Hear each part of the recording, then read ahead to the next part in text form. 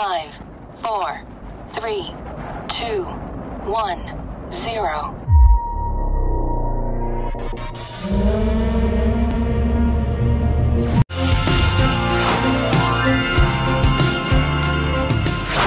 वक्त बदल रहा है प्लेटफॉर्म बिजनेस की ओर। प्लेटफॉर्म बिजनेस में बहुत कुछ हो रहा है। अगर कुछ है जो प्लेटफॉर्म बिजनेस को खतरा पैदा कर सकता है, ये वही चीज हो सकती है।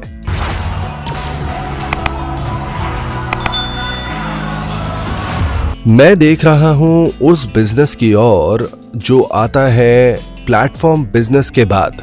जैसा कि आपको पता है, 1999 में मैंने एक ऑनलाइन मॉल बनाया जिसका नाम था imkorea.com, पर मैं फेल हो गया क्योंकि मुझे एक बड़ा निवेशक नहीं मिल पाया।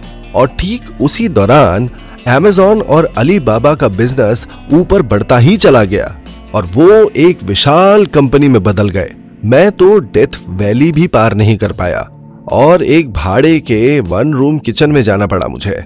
मैंने क्या सोचा 3 सालों तक उस 1 रूम किचन में? क्या मैंने दोबारा उस प्लेटफॉर्म बिजनेस के बारे में सोचा? बिल्कुल नहीं, मैंने ऐसा बिल्कुल नहीं किया, क्योंकि वक्त हमेशा बदलता है। एक दिन ऐसा भी आएगा जब ये प्लेटफॉर्म बिजनेस पूरी तरह से समाप्त हो जाएगा अगले चरण के बिजनेस के द्वारा। तो इसकी कमजोरी क्या है? इतने सारे सप्लायर्स की बाढ़ आई हुई है मार्केट में। ग्राहक बड़े कंफ्यूज हो गए हैं कि उन्हें क्या चुनना चाहिए। इसके साथ ही बहुत सारे सप्लायर्स होने की वजह से दाम कम होंगे इसकी कोई गारंटी नहीं है। अगर आप किसी पोर्टल पर जाते हैं कुछ खरीदने के लिए, आप क्या खरीदना चाहते हैं उस चीज को लेकर कंफ्यूज हो सकते हैं। कभी कभार आप गलत चीजें भी खरीद बैठते हैं, तो अगली बार आपको बहुत ज्यादा ढूंढना पड़ता है और आपको बहुत मेहनत लगानी पड़ती है ये देखने में कि उससे भी बेहतर क्या चीज है जो मिल सकती है।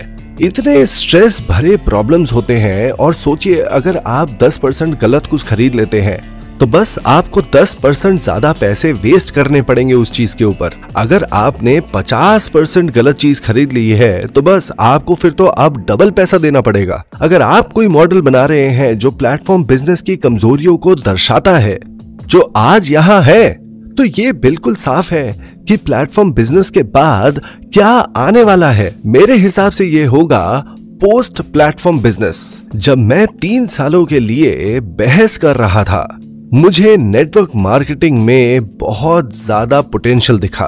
प्लेटफॉर्म वो चीज है जो हर एक सप्लायर और हर एक कंज्यूमर को मौका देता है मिलने का, और इसी को प्लेटफॉर्म कहते हैं। पर सारे कंज्यूमर्स इकट्ठा होते हैं इस प्लेटफॉर्म के एकदम शीर्ष पर, और वो रेत के तिनकों की तरह होते हैं।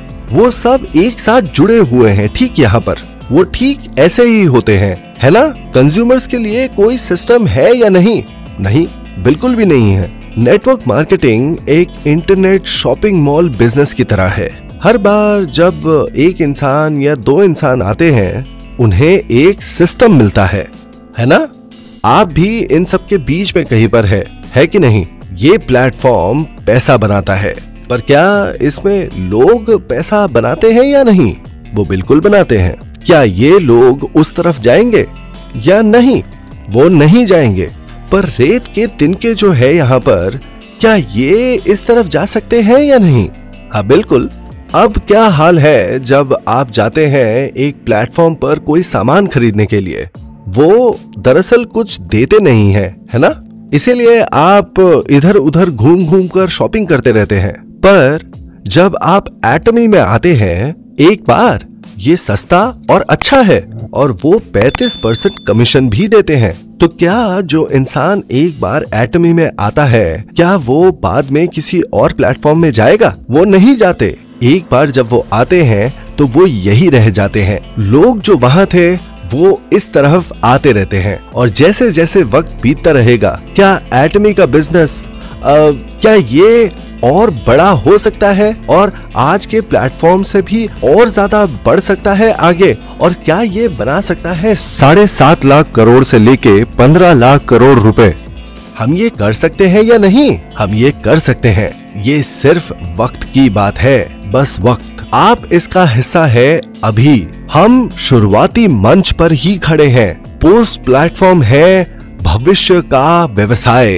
व्यवसाय का अगला चरण बस शुरू ही हो रहा है। जब नेटवर्क मार्केटिंग से जुड़े हुए सिद्धांतों की बात की जाती है, इसके पास न सिर्फ प्लेटफॉर्म बिजनेस से जीतने के लिए डीएनए है, बल्कि पूरी दुनिया में ऐसा कोई नेटवर्क मार्केटिंग कंपनी नहीं है जो सिद्धांतों पर काम करता है जिस तरह से हम करते हैं। आप एटमी के प्रोडक्ट्स को मत खरीदिए अगर वो महंगे हैं या अगर आपको वो पसंद नहीं आ रहे हैं, तो हमें उन उत्पादों को हटाकर बाहर फेंक देना चाहिए। तो फिर सिर्फ वही प्रोडक्ट्स बच जाएंगे जो असल में कंज्यूमर इस्तेमाल करना चाहते हैं। पर कई नेटवर्क कंपनीज हैं जो कहती हैं कि आपको ये खरीदना ही पड़ेगा। उनके सारे प्रोडक्ट्स खरीदने ही पड़ेंगे ताकि आप उनका अनुभव ले सके और इनके बारे में दूसरे लोगों को भी बताएं। बहरहाल, अगर मैं सच में नेटवर्क मार्केटिंग बिजनेस को बदल सकता हूं, बिल्कुल किताबी सिद्धांतों के तौर पर, हम कई ऐसी मुश्किलों का निवारण कर सकते हैं जो कि प्लेटफॉर्म बिजनेसेस में है।